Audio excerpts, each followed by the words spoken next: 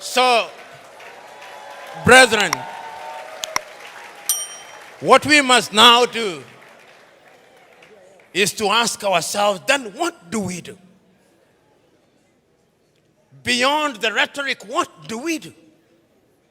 And what is beautiful in Africa now, not only in the continent of Africa, is that there is a consciousness. You know, I'm in a church setting, and sometimes it is good to remind you, for those of you who believe and believe rightly, even in the Bible, sometimes those who are saying the right things think that they are the only ones, thinking in silo. You remember Elijah going and saying, but Lord, I'm the only one who has not bowed to Baal. He was told, no, there are 7,000 others. And as I travel across Africa, there are 7,000 others. Today I've seen many of them. Today I've had the honor and privilege of listening to many of them. One enlightened more than the other. One more passionate than the other. Talking about what we can do. And talking about the place of Nigeria in that space. Times without number have talked about Nigeria and reminded Nigerians that the day you become great, that is the day Africa becomes great. When I hear Nigeria economists and politicians telling me that the GDP of Nigeria is 500 billion United States dollars, and that therefore it is the biggest economy in the world, I am reminded of the words of Yoweri Kaguta Museveni, my friend, when he says, in a debate between dwarfs, what is the value of one dwarf saying, I'm taller than the other dwarfs?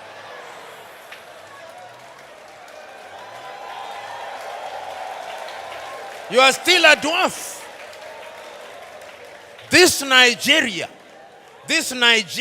is capable in 5 years of becoming a 3 trillion GDP economy.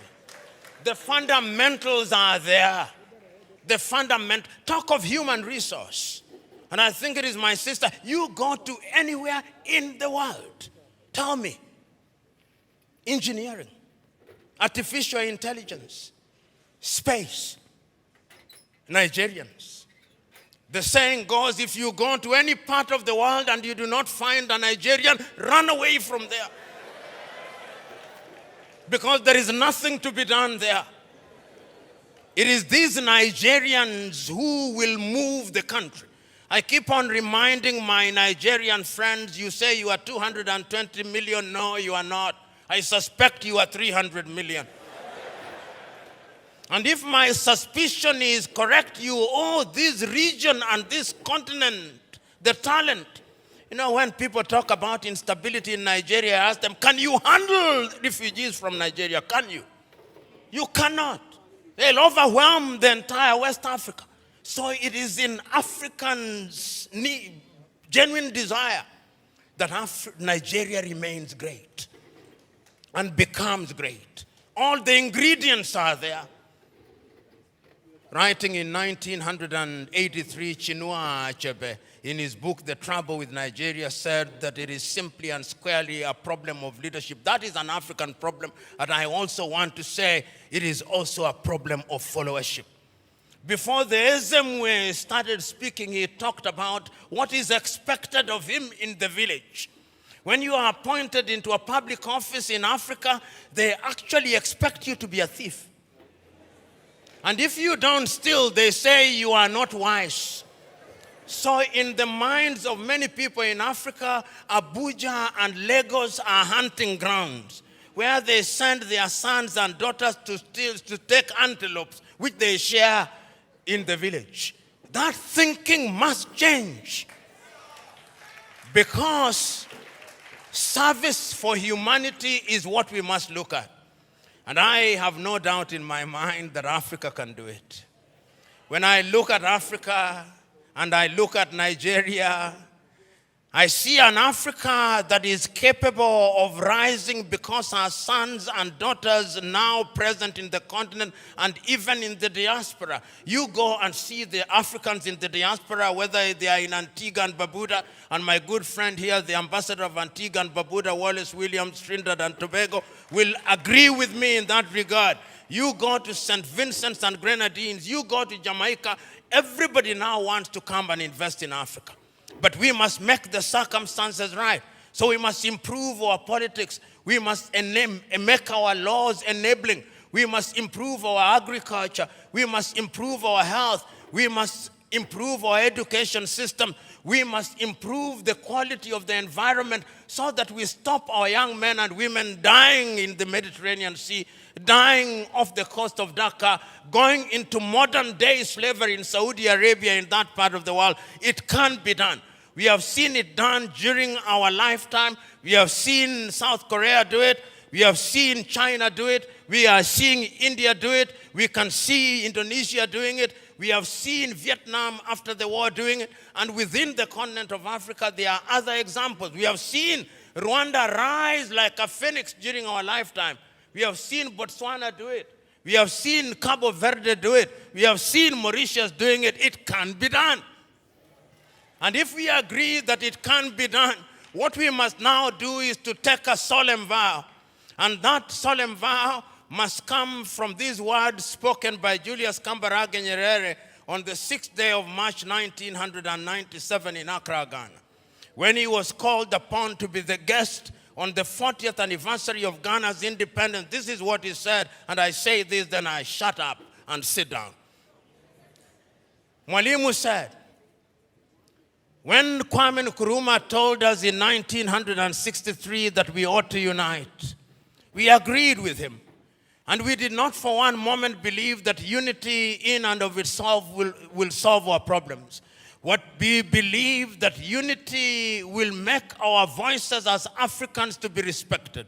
Because the rest of the world is not bothered about our Ghanaianness or our Tanzanianness. He did not say this, but I'm adding, but our Nigerianness or Ugandanness. The rest of the world only knows about Africa. The time is now. Our generation fought the colonialists and brought what we thought was independence, but they gave us the crown without the jewels. But of all the sins that we have committed, there is a single sin that we must never commit. The sin of giving up, the sin of despair. And each one of us must remember that we have a role to play.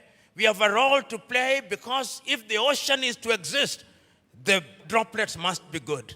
If the forest is to exist, the trees must be good. Play your part and let the results be the testimony of your efforts. God bless you. The day Nigeria becomes great, that is the day Africa will be great, said Professor PLO Lumumba. Nigeria have a great part to play in Africa, politically and economically. Nigeria needs to get it right to lead the way for other African countries to follow. Nigeria population is about 300 million people and have one of the biggest economy in Africa in terms of GDP. Though corruption, mismanagement, and lack of good governance to do what is right is drawing them back. So, if Nigeria can develop a good political system through good governance, Africa will be a better place because it will serve as an example to the whole of Africa to follow. There is a lot of things Africa can benefit from Nigeria, given your strategic position in Africa, that is from IT to oil and gas and automobile.